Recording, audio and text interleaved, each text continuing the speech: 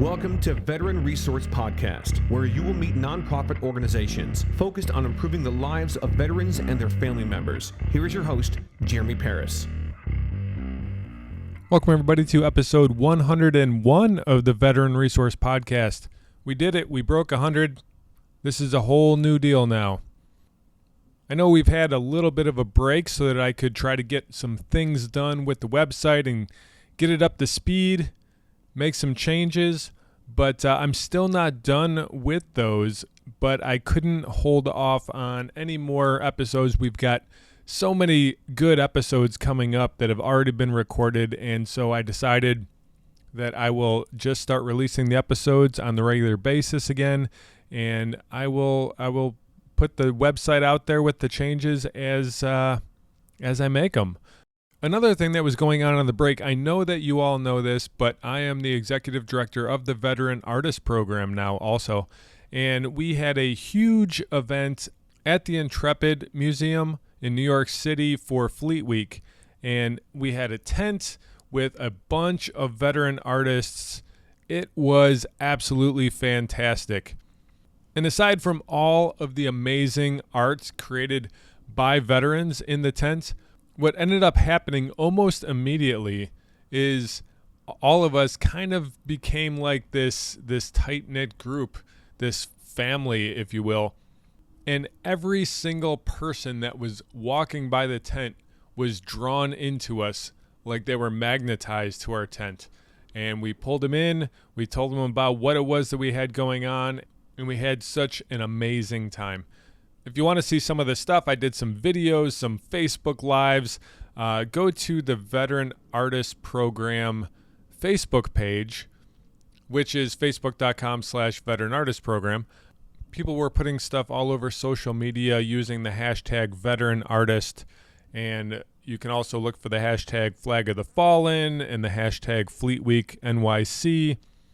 You're bound to see some amazing things. We had Exit 12 with Roman Baca come out, and they did a performance up on the stage. Bandstand came out. They were up on stage. Sandra Lee came out. She's always awesome. It was great to see her again. So yeah, go and check those out if you have some time and you want to see some amazing art. Now, the reason why the website didn't get done completely is because while I was starting to go down the road of what can I do to make this even better? What can I do to make this a better tool for veterans, military members, and their families? And while I was going down that road, I actually came up with a whole new idea, and I was trying to figure out, okay, how do I incorporate this into the website? And what I decided to do was to just turn it into its own website. And so I can't really talk a whole lot about that until I'm ready to release that. It's going to be a few months, but when I get closer to that, I can kind of give you a little bit more background on what I have going on. I can tell you this, it is going to be in line with what I'm doing now with the podcast. It's just going to be, I guess, an extension of that. Until then, I am going to continue to make the changes on the website, veteranresourcepodcast.com. I'm going to put the categories in there, and I'm going to make it really easy, like one button click maybe, to get to the nonprofit organization that you're listening to. So I'm going to put those changes in effect as soon as possible. Now, something else that I started during this break time is my own Patreon page. And if you're not familiar with Patreon, here's the deal. Okay, so until now, I have been funding the Veteran Resource Podcast myself. Aside from Season 2, where I got some help from the Veteran Artist Program and was very thankful for that. But the first season and everything after Season 2 has been just out of my pocket, and I've been trying to make that stretch as far as I can. But in order to be able to get the word out more, in order to be able to have an editor come in and take over some of this work to allow me to do more and work on that new project that is going to help more veterans and family members and military members, and it's going to help the communities. It's going to be pretty impressive. But in order to be able to do all of that, I need to be able to have the time to spend on working on that. And I can't do that without handing over a lot of the work that it takes to make this possible. And that means bringing on more people. And that means putting out more money.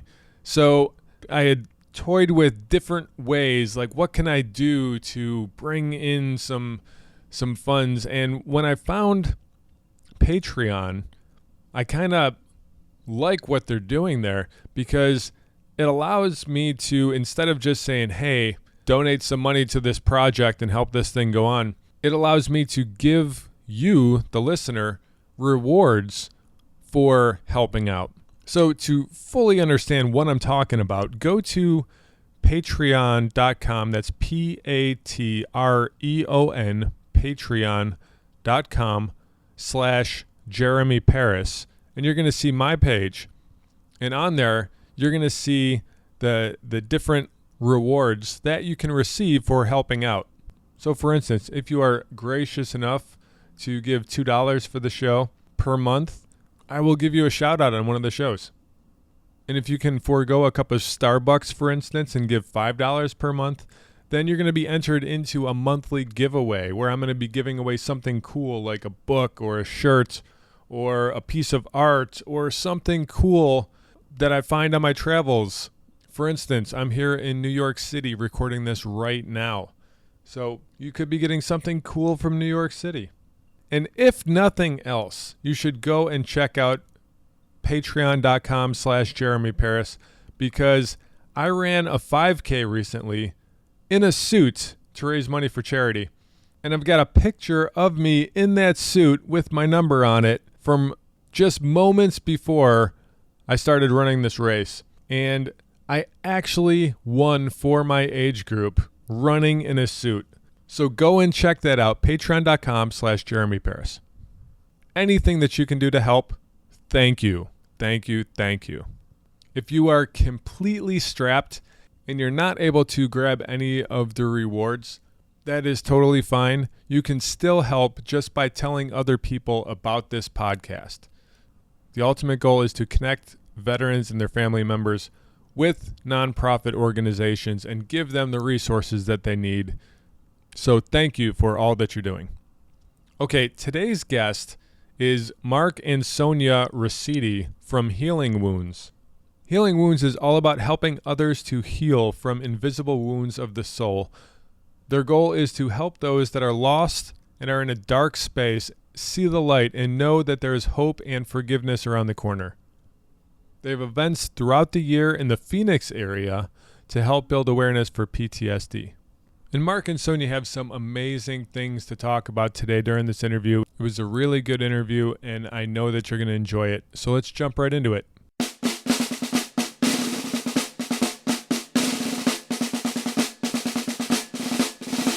Marc, Sonja, welcome to the Veteran Resource Podcast. How you doing today? Great. Thank you for having us. Absolutely. So I always like to start off with a brief description. So can you give me a brief description of what Healing Wounds is?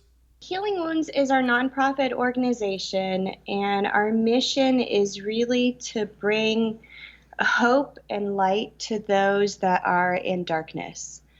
Primarily, we really look at issues around PTSD, but we also deal with any mental health issues that really affect people. Excellent. We're going to be doing a little bit deeper of a dive into that in a minute. But before we do that, I wanted to get a little background on both of you. So, Marc, let's start off with you. What can you tell me about yourself? I'm a 24-year veteran, Army. I started off as a private, and I worked my way up. I retired as a field grade officer, as a major. I'm a physician's assistant. I'm orthopedic trained and fellowship trained. So for the last 10 plus years, or more actually, more like 14 years, I spent taking care of the sick and the wounded. You know, I couldn't think of anything more honorable than to serve in that capacity, serving those who serve, basically. I like to ride my motorcycle. Nice. I I like to shoot guns, and of course, I love to hang out with my wife and kids. Very nice. And how did you make that jump from the enlisted side to the officer side? Well, they had. I'm sorry, Douglas just walked in. That's my dog, Nice. and he wants to be part of this the show too. So he's over here letting himself known. So he's coughing and shaking his head and ears and that sort of thing. He's very much the ham. Very nice. The transition was, I went to Desert Storm back in 90, 91, and I went with a field hospital. And I was a clerk at the time. And I don't know what the Army thought that I would be a good clerk typist, but for whatever reason, they thought that would be a good match for me. But when I saw what the medics were doing and the nurses and the doctors, I said, this is really what I'd love to do. And I fell in love with medicine there. And then shortly thereafter, all my efforts were guided towards becoming a physician's assistant.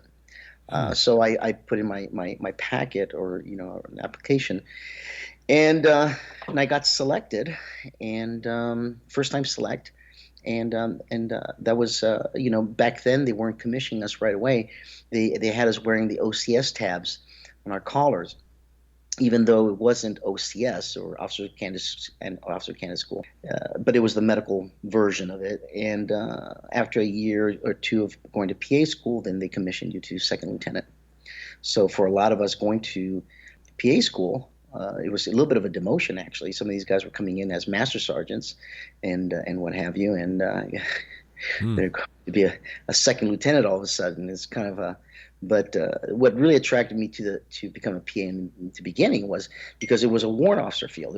We were all warrants at one point, and I really liked that having that flexibility. And but once I got commissioned, it worked out very well. It was a very seamless transition. Very nice. I came from the personnel side myself, and I wish I knew that was an option for me. I probably would have jumped at that. Well, I certainly do recommend it. The IPAP program, which is the Inter-Service Physician Assistance Program, is well sought after, and it's one of the last few enlisted to commissioning programs available. And it's a great opportunity for somebody who is really interested in medicine to go that route. And speaking of medicine, let's hear from you, Sonja. Tell us a little bit about your background. Well, my story is a little bit different. So I became a psychologist already at 26. I was done with school, and in my 20s, I was totally not passionate about the military. My dad's a retired lieutenant colonel from the Air Force. I had moved way too many times, and the military just totally was not my life. Then in my late 20s and my early 30s, I had really specialized in childhood trauma and in maltreatment. So I did a lot of significant abuse cases. And I became really interested in PTSD. And of course, at that point in time, we were really heavily deploying. And we were really seeing the impact of those deployments on the folks coming home. I became way more interested in the military. I actually joined at 30 the Hawaii Army National Guard, and at 33 I actually went active duty Air Force. So, I was already fully licensed, already fully practicing, which very rarely happens. Very rarely does somebody already join when they already have all their education completed, when they're already boarded and everything. So I decided to join the military. I got really, really awesome, stellar training. The military does a great job, really in particular the Army, as far as really sending the providers to really very, very targeted trainings that really help us serve those that are in need. And then in 2015, I had a baby, and I decided maybe the military was taking a little bit too much time. So in early 2016, I ended my service and I'm in private practice now. So I have private practice here in Scottsdale. I have a whole bunch of kids and families, a lot of them with really high conflict, a lot of abuse cases. And then I have a huge population of veterans, especially those with PTSD, quite a few with TBIs, with traumatic brain injuries. And then, of course, I have all my normal patients that have anything from bereavement, depression, anxiety, panic attacks, personality disorders, anything and everything. And I'm also a licensed drug and alcohol counselor, so I see a lot of addicts as well. Wow. You stay pretty busy. Well, and amazingly enough, so I have the best life possible. I work 3 days a week, and I do a full 11, 12 hours on those days, and then I have the rest off. Very nice. And you're in a beautiful place to enjoy that too. I love your area. So, Tuesdays and Thursdays are my zoo days. Like I'm a complete stay-at-home mommy on those days. I get to go to the park. I shop. I do wonderful things. It's fantastic. Very nice. I wanted to get into a little bit about the book that you put out. I Just Want to See Trees, A Journey Through PTSD. What can you tell me about this book? Well, I like all things, it started off kind of I'm going to write a book. And you sit down and you start writing, and next thing you know, things are just flowing out of you that you never thought were possible. And you look back and you go, oh my God, there's like 50 pages here. And then I said, well, then I am really writing a book. So then it was a matter of bringing these stories to kind of like a purse type, just bring it all together and making all these stories congruent with the book itself, with having some kind of flow to it. Once I achieved that, once I was able to outline all that and put that into a nice flowing book, Sonja's dad, who's a master of words and a tremendous and he has a degree in English and what have you. So he took my book and he says, well, let me play around with this a little bit, and it kind of really helped me with some other aspects of the book that I wasn't really aware of, and so we fine tuned it. And once the book it came to fruition, the goal had always been the same. The goal was, if I could just help one person. Now, I realized the setting the bar way low, and the truth is that it was all about giving back. It was all about paying forward. It was all about helping my brothers and sister veterans and anybody really who suffers from PTSD. And once the book was published and I saw the response I got from folks who read my book and emails I got from people saying, wow, I when I was reading your book, I saw myself in it. And because of that, I'm getting help now. These are the things. And yes, so I have arrived. But the secret truth is that I did help one person. I did help myself. And because this book was tremendously therapeutic for me, having to revisit some of the things and some more painful stages of my life, and bringing that to the forefront and being tremendously vulnerable doing that, putting myself in this state of vulnerability was allowed for me for further healing, which is something that I truly believe in. So the book is really out there to help people. It's my way of giving back. I don't see many people doing that. I know that there's a lot of people out there who would take the proceeds and do great things for themselves with it. We look at taking the proceeds and putting into our nonprofit, so we can publish more books and we can and we can further get the word out about PTSD. My goal changed from the very beginning. It kind of, it was always about helping soldiers. But as I was getting the book finished, I realized that there's three major things I wanted to do.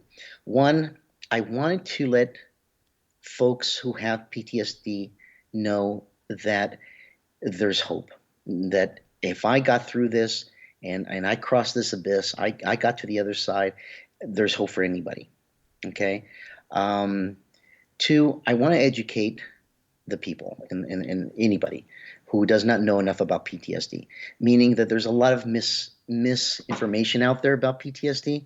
You can see this widely on the media sometimes, where they make assumptions about people who have committed horrible crimes, and they immediately equate that to the PTSD, not to the fact that the guy was probably a raving lunatic. But so I want to really put it out there, educate folks that that not everybody with PTSD is a raging lunatic, that not everybody, so Right. kind of get that message out there.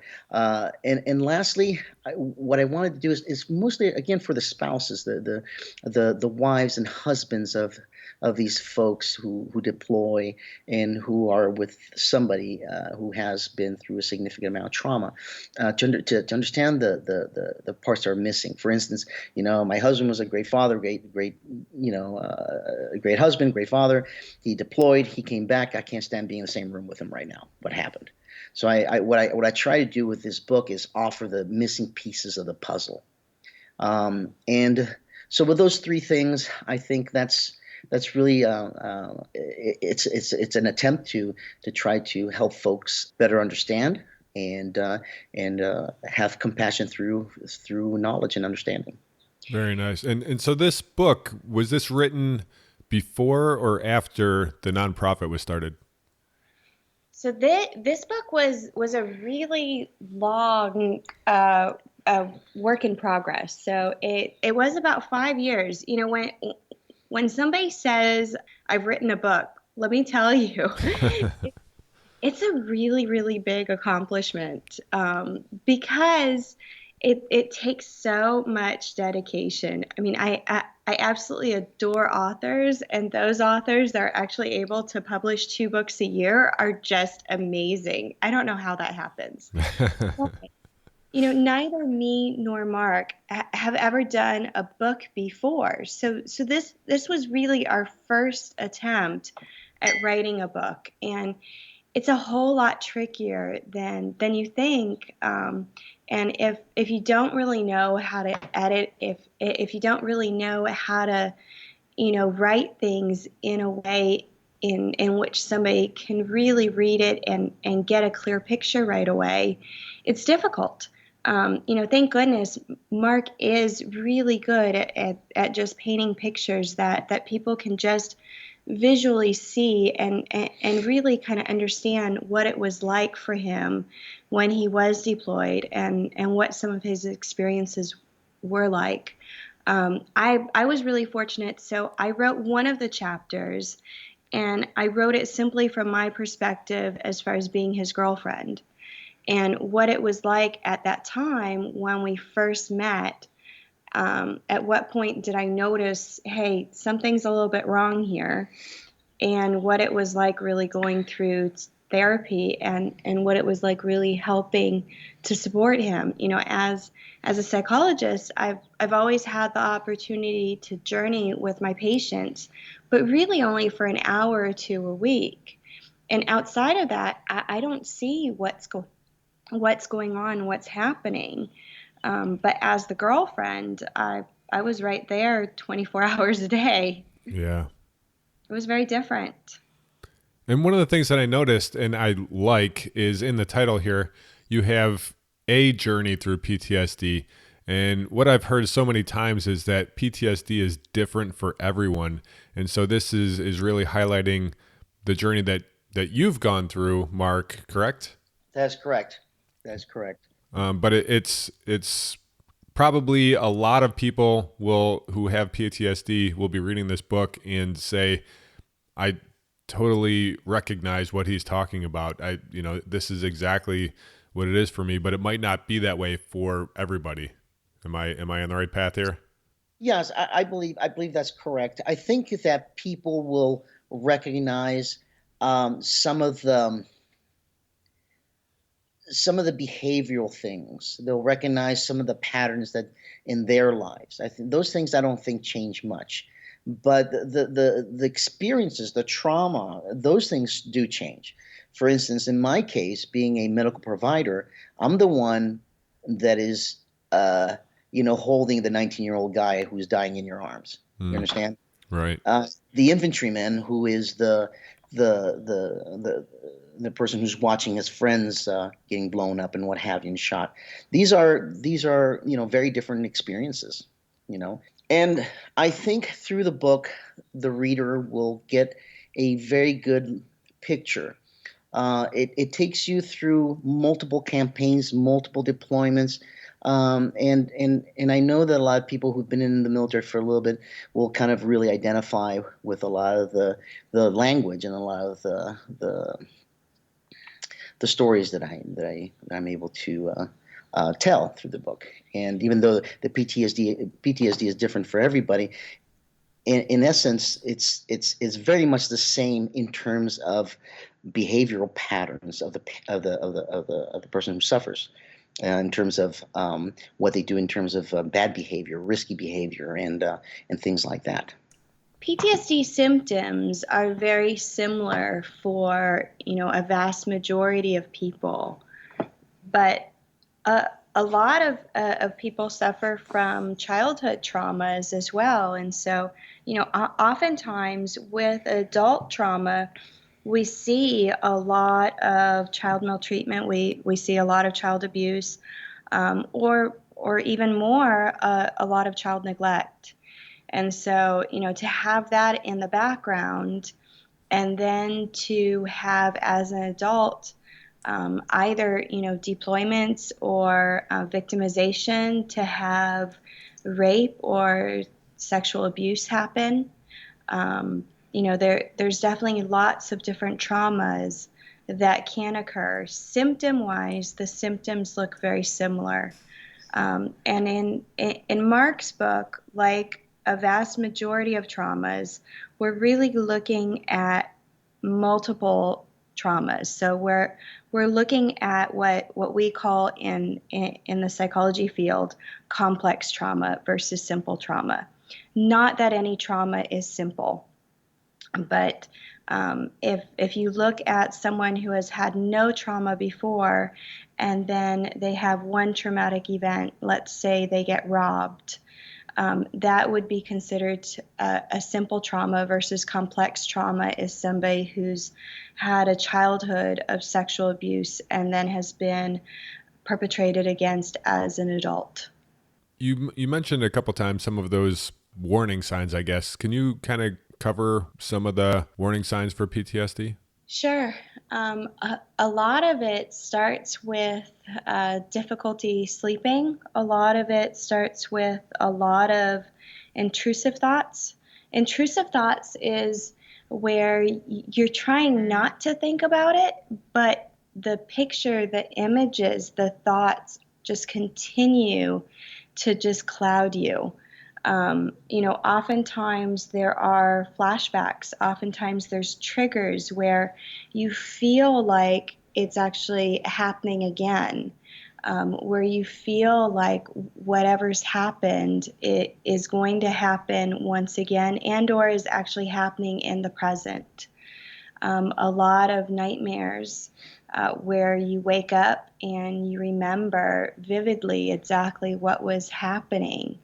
Sometimes some people have really serious night sweats, and some people don't remember exactly what's going on. Oftentimes the partner knows more because they're talking out loud when they're having the nightmare.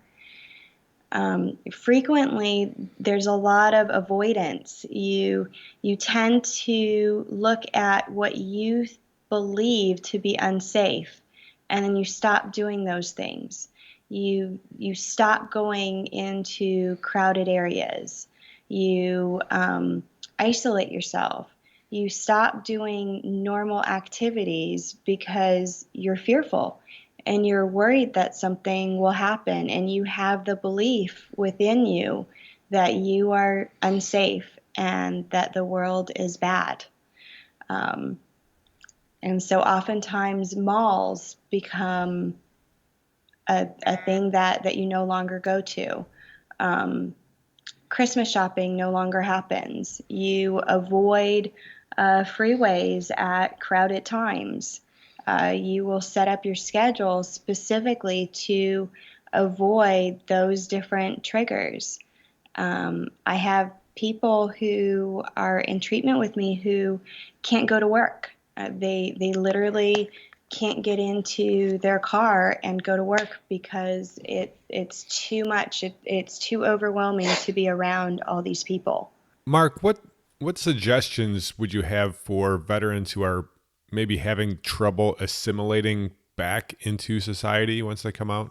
Well, the very first thing is to identify what you have and call it what it is. A lot of people say, "Oh, I'm just this," or I don't have PTSD. I have, and a lot of times it's twofold. The reason is twofold. One, because believe it or not, there are repercussions to having PTSD. I mean, people who have PTSD are often their security clearances often pulled. They're taken off of certain job duties, those kind of things in the military still today. So there's that.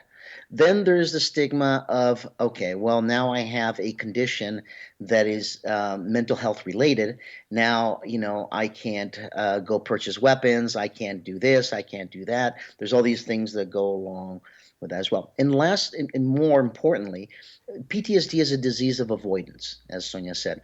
So basically, we all had that one grandfather who says, "Oh, he went to the war," and he doesn't really talk much about it. Well, there's a reason why he doesn't talk about it, and the reason is because he's avoiding painful memories. He's avoiding painful thoughts. So so having all that on the background, you try to get somebody to go see a counselor. With all that in the background, it's very difficult, and the treatment is pretty tough. So having all that trepidation with all these different things that's going through your head, and having to sit through an EMDR session, which is a pretty intense therapy for PTSD or for trauma, is very overwhelming, and people oftentimes don't stick to the treatment, and they just say, "Screw it, I'm done," Mm-hmm. And that's the saddest thing, because if you stick to it, and trust me, me included, I want you to know. So when I was going through treatment, had it not been for Sonja pushing me and telling me that I needed to do this is very important, encouraging me, and and every Wednesday night I would. After therapy, I'd go home and what a night. Nightmares after nightmare after nightmare. Just didn't want to do it. Well, forget that. First off, he would, on the drive home Wednesday evening, he'd be quiet, and then he would tell me, like, in a really, like, grumpy, upset, angry, manner, "Hey, I am not going back." I mean, so he was stuck on it. "I am not going back. You do not tell. I'm not going back." So, okay. So back to your original question. Sorry. What advice do I give to those who have, or what can I tell people who have or think they have PTSD? Go get help. There's help available. There's a myriad of resources out there to help veterans and help people who suffer from trauma. And it's about getting the help and sticking to it. And it's going to be an abyss. You're going to have to cross that abyss to get to the other side. Once you get to the other side, it's just a matter of maintenance. And by that I mean that you may still need to be on medication. You may still need to be doing some tune-ups every once in a while with a counselor and what have you. But at least you have it well under control. Where all of a sudden the roadways, debris on the side of the road is not an IED. Where you are able to sit down at a restaurant facing any way you want and then just enjoying your meal. Where you're in big crowded areas and you can just kind of say, "I'm just in the mall and I'm shopping with my family." So the rewards are great. The therapy is tough, but it's not impossible. So I recommend anybody who suffers from PTSD to seek help, and the sooner the better, and to stick to it. What I'd like to add is just, finding really the right therapist that fits with you is really important. Very good point. In Mark's book, he really talks about, right before he met me, he did actually, right before his last deployment, he did go to a psychiatrist. He knew something was wrong. He wanted to get help. But he was really scared of getting help, like most people. Most people are not super excited about seeing a psychiatrist or seeing a therapist. Yeah. So he walked in with trepidation, and this guy literally sat on his computer, asked very little questions, and was filling out forms the whole entire time. He went there like 3 times. And really, like, the third time was so frustrated and so upset with him, and literally said, hey, doc, can you just stop typing and just listen to me? And literally, the doc did not do that. So, if you see folks like that, toss them, fire them, go find another doc. That is great advice, because I bet you that this happens time and time again. For somebody who's never been to therapy and you go in and you experience something like that, in your mind, you might be thinking that this is how it is. This is, if you go to therapy, this is what to expect, because that's your only time that you're ever experiencing it. So you don't have anything to put it up against, to compare it to and say, oh, this person is a bad doctor, or this person, maybe isn't a fit for me, because that's all you've seen. So if you aren't comfortable with the experience that you're having, look for another experience. God, Absolutely. yeah. Absolutely. And not every counselor is going to work for every single person. You have to find somebody who you really connect with. You're really journeying with that person, and so there has to be a certain connection. There has to be a certain magic that takes part. Quite literally, you're telling them your most horrific moments. You're telling them your deepest and darkest secrets that you haven't told anybody. And some of these things are things that you have even just tossed into your unconsciousness, or you've shoved into the deepest, blackest hole within you. And your therapist is reaching in there and grabbing all of this. So, that person has to be someone that you trust. That person has to be somebody who you feel a connection with, in order to really make that journey. And therapy it's brutal when it comes to trauma. It really is. Those first couple months are tough. But it definitely helps. Yes. God, yes. Just like Mark said, at this point, we can actually go on vacation and go wherever it is we please. Prior to that, when we first got together, I remember one of our first dates. So we were both in Hawaii.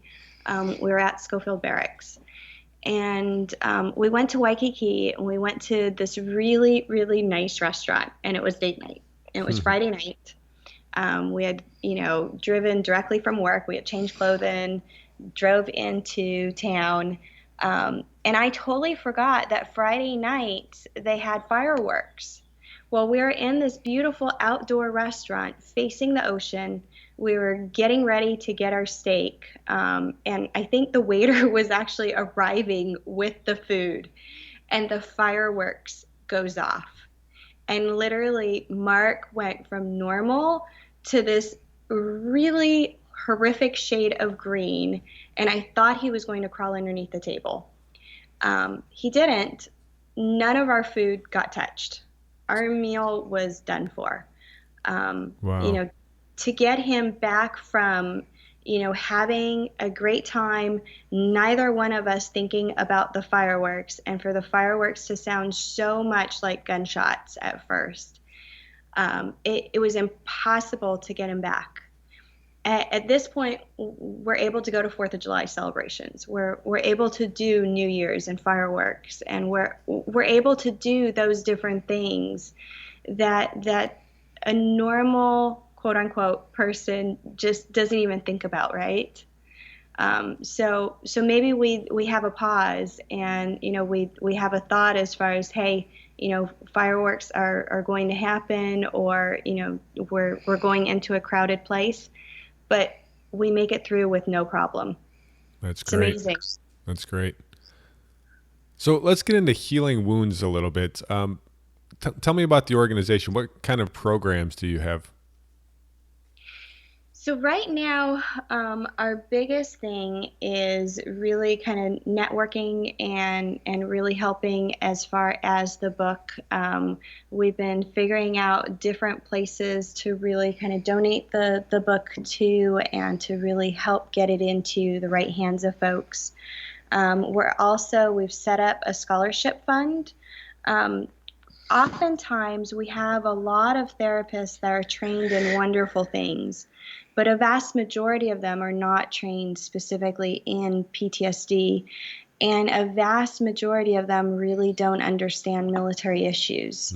So we want to help provide a scholarship for some of those graduate students who are really wanting to know more about PTSD and really help those veterans in need.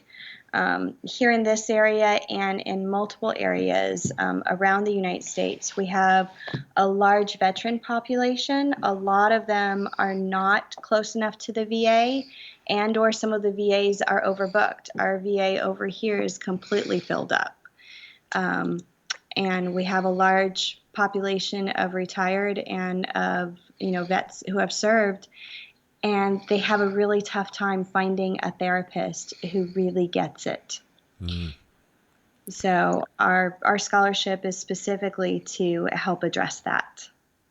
Excellent. And I've heard it before. I don't know how accurate it is or not, but I heard somebody say before that if every single psychologist that is in school now ended up specializing in helping veterans with PTSD, it wouldn't be enough for the need right now. Yeah.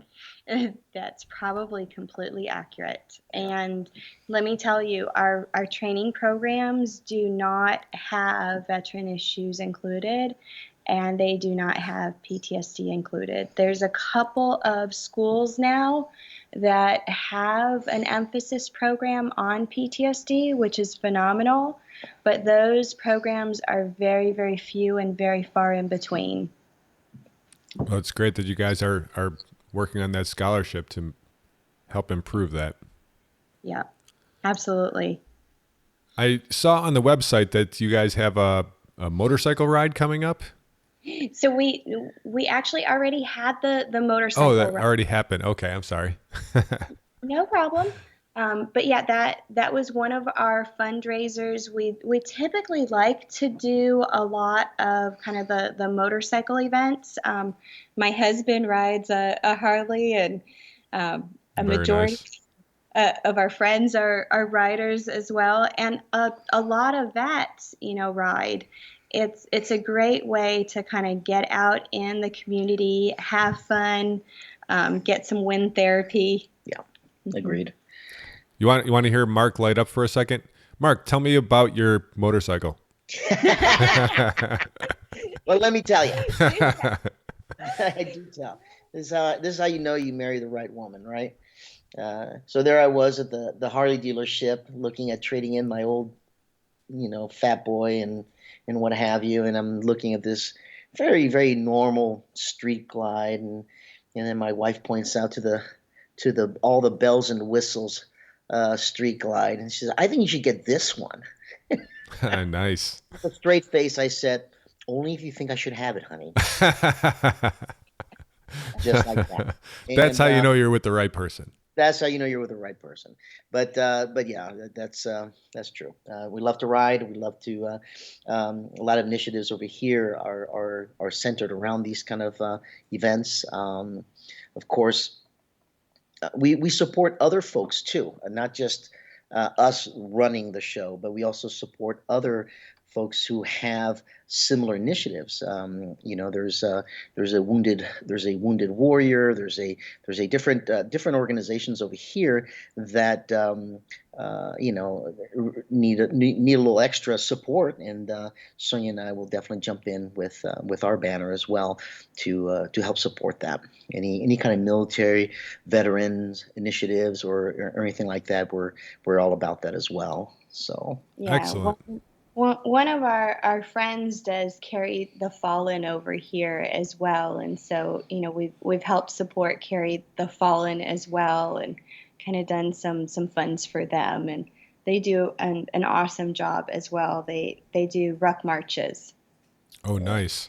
There's a homeless veteran initiative here in the Phoenix and Tucson area. We've gone to support that as well, where they have it's a stand down where they have a bunch of vendors in there, and they put up a bunch of homeless in hotels for one night. They get free haircuts, and they get free groom. They get some things to groom themselves, suits. To apply for jobs, and those kind of things. So they kind of help them with these things, but they also have opportunities to so like I said, a lot of vendors are like for education or for helping the homeless veteran reassimilate into society if possible. Right.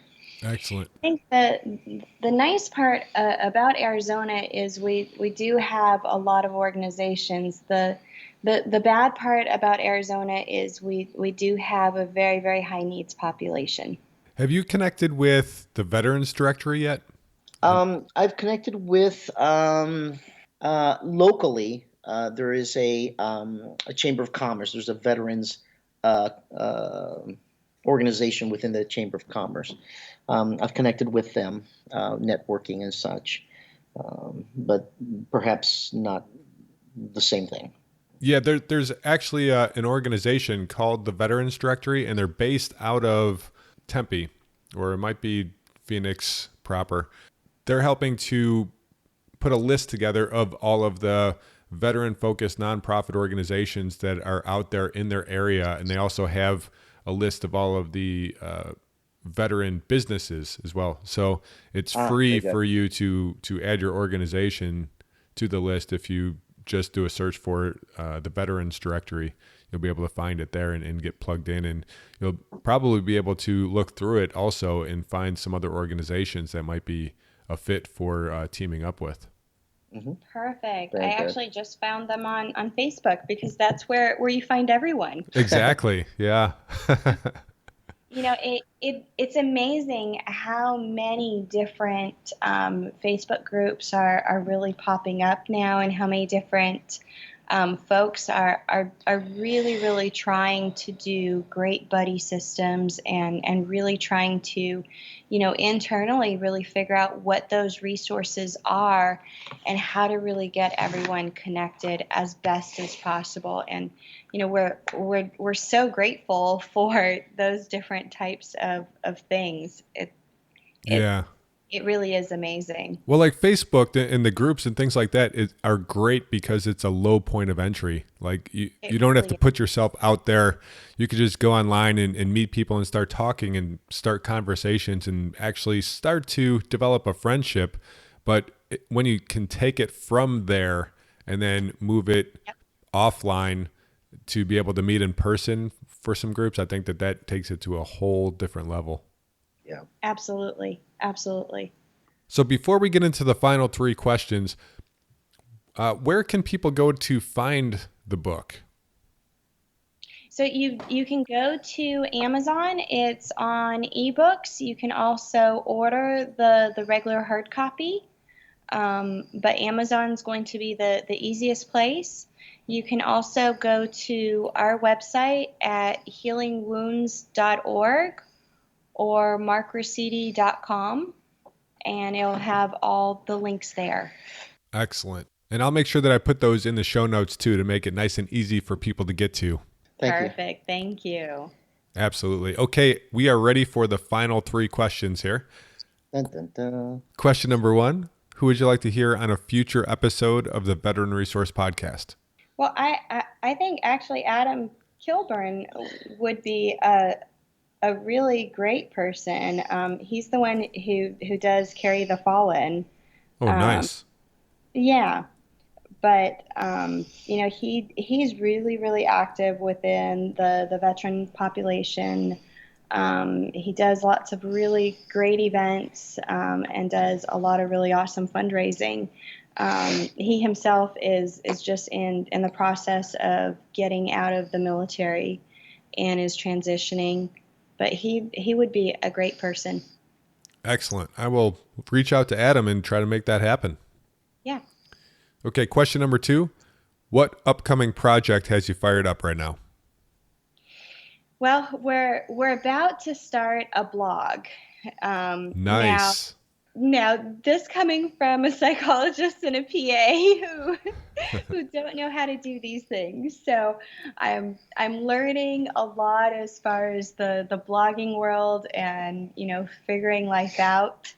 The blog really is going to look into mental health, and I really want to focus in on some of those small, easy things that you can do in regular day life just to get to a little bit of better health and wellness.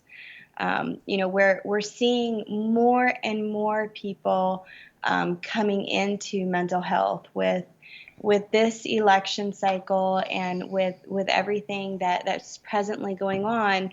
And it doesn't really matter politically what side you're on. Just even listening to the news, people are just getting fired up, and we're just not quite for sure what to believe, what not to believe. But we're seeing a huge surge in mental health. More and more every single day, we're hearing more and more about the different VAs, including the Phoenix VA. I know from my own experience, I know from my husband's experience, going to the VA is really difficult. And they do have a lot of great services, but they also have a lot of services that are not so great. So really kind of figuring out how to fill in for some of those kind of low level kind of signs and symptoms, really kind of looking at just those easy things that we can all do as far as health and wellness goes. So that's going to be kind of the focus towards the blog. But yeah, that's going to be the biggest one. The second project is we want to get the book on audio tape. Yeah. And even translated into a different language. Yeah. So, very nice. So we're looking at different things to do, and that has us that takes up our time too. So we're trying to figure that piece out. But Well, like all things, it takes time, and we'll get it done. And remember, of course, that we both work well.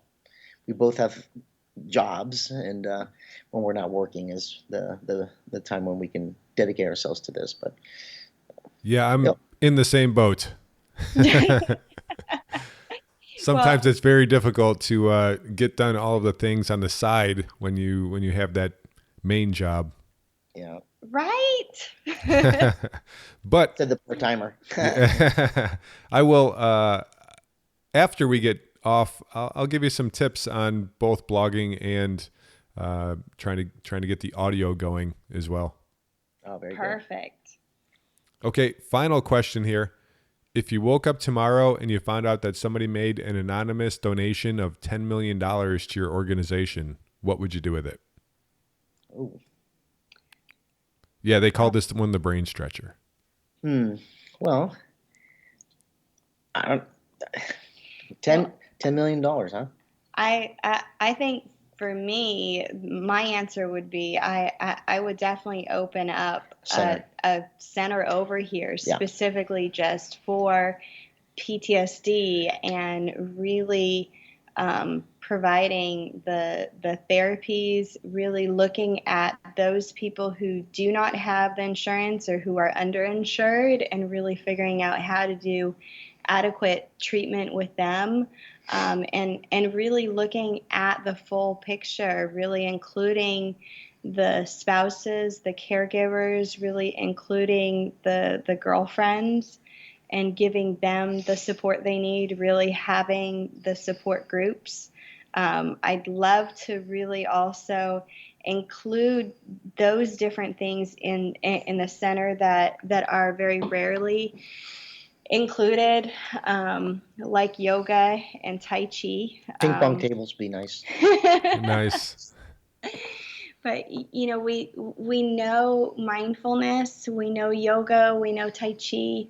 Oftentimes, those are taught in very kind of small groups, and usually not by somebody who really knows a lot about it. Versus, I'd love to include those different things. I'd love to have some weekend activities. Oftentimes there's a lot of isolation that really comes with folks with PTSD, and it'd be so nice for them to actually have an outlet. Yeah, and for us to be able to, do some outdoor adventuring together, or just even have some barbecues together, and to have that ability to really have that family sense and have that place to call home, where they feel safe and where they know others kind of get what it is they're going through. So, I mean, that would be my goal. I think Sonja and I both share the same goal. Because that was the first thing that came to my mind, would be to have a center, a place where folks who suffer from PTSD can come to and feel safe, with good counselors, with people that they can trust, that they can connect with, and giving them the time and the treatment that they need, and watching them cross that abyss, reaching into that abyss and pulling them through. It'd be my, and then asking them to become accountable and to be part of the solution, meaning that once they've gotten their stuff somewhat squared away, to help reach in and pull more folks through. Excellent. A paying forward type of scenario. Right. Well, for that person out there that has $10 million and they're looking for a great place to put it, or for maybe somebody who has a little bit less or a lot less, but they still want to help out, what is the best way for them to get in contact with you? Oh, super easy. Our email addresses, Marc Raciti, MarcRacit @gmail.com. GI. And then mine is Sonja Raciti, SONJA RACITI @gmail.com. Excellent. Super easy. First name, last name, gmail.com. You got it. Yep. Perfect. And I'll make sure I put those in the show notes too, just to make it super easy once more. We would love to hear from anyone who has any needs, and or anyone who has suggestions, or who just wants to chat. That would be perfect. Well, Marc, Sonja, thank you so much for coming on the show today. I really appreciate the conversation we had. Same here. Thank you for having us. Thank you for having us. It's been great.